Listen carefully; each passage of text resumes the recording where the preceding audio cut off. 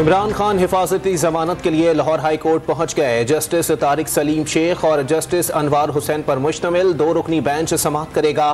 Registrar office کے اعتراض کے ساتھ عمران خان کی درخواست پر سماعت کچھ دیر میں ہوگی۔ چیئرمین پی ٹی آئی نے اسلام آباد میں درج 5 مقدمات میں حفاظتی ضمانت کے لیے عدالت سے رجوع کیا ہے۔ عمران خان نے صدر مملکت کے ذریعے سابق آرمی چیف کو توسیع کی آفر کی۔ سائفر کے ذریعے عمران خان نے امریکی سازش کا بیانیہ بنایا۔ روز ایک آئینی بحران پیدا کرنے کی کوشش کر رہے ہیں۔ خواجہ آصف کی غیر ملکی میڈیا کو بریفنگ۔ عمران خان جتھوں کے ہمراہ عدالت پہنچتے ہیں۔ تاریخ میں کسی سیاستدان نے ایسا غیر قانونی کام نہیں کیا۔ وزیر دفاع کے تنقید کے وار۔ حسان نیازی کی مشکلات میں مزید اضافہ۔ ڈسٹرکٹ اینڈ سیشن کورٹ اسلام آباد نے 1 روزہ راہداری ریمانڈ پر کوئٹہ پولیس کے حوالے کر دیا۔ 25 مارچ کو دوبارہ پیش کرنے کا حکم۔ پولیس حسان خان کو لے کر کوئٹہ روانہ۔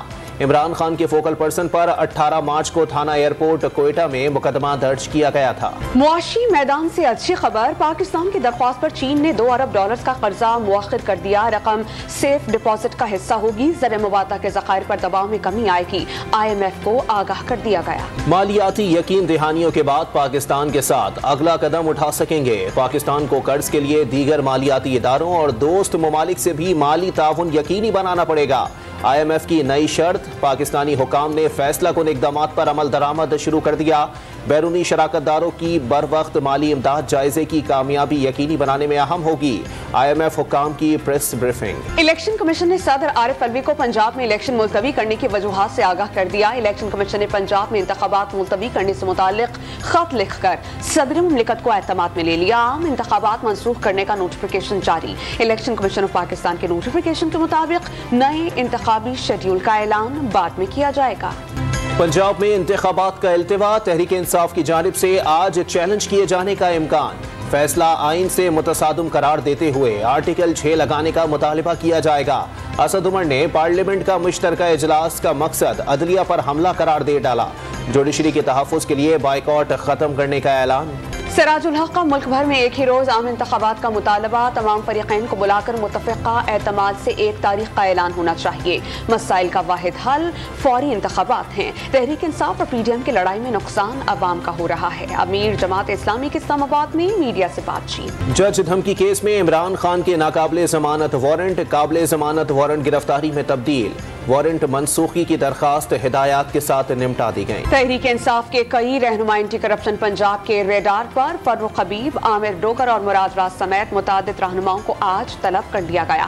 سابق گورنر پنجاب عمر سرفراز چیمہ کل طلب۔ PTI رہنما پر غیر قانونی طور پر وراثت میں حق دلوانے کا الزام۔ زمان پارک لاہور میں ہنگامہ آرائی توڑ پھوڑ کا الزام۔ تحریک انصاف کے 90 کارکنوں کی ضمانت منظور۔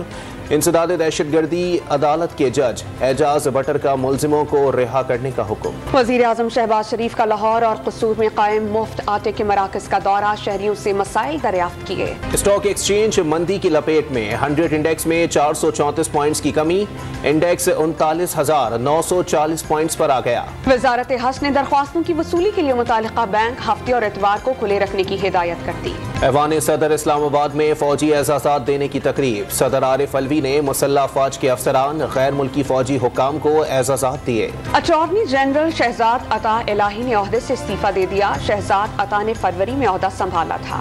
کراچی میں کورونا کے مثبت کیسز میں تیزی سے اضافہ۔ شرح 36% پر پہنچ گئی۔